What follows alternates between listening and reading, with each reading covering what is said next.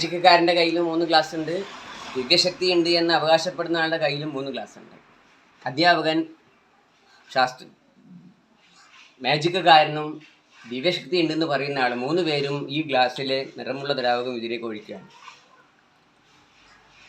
3 പേരുടെയും ഗ്ലാസ്സിൽ നിറം വ്യത്യാസപ്പെടുകയാണ്, നിറം ഫേഡ് ചെയ്യുകയാണ്. വീണ്ടും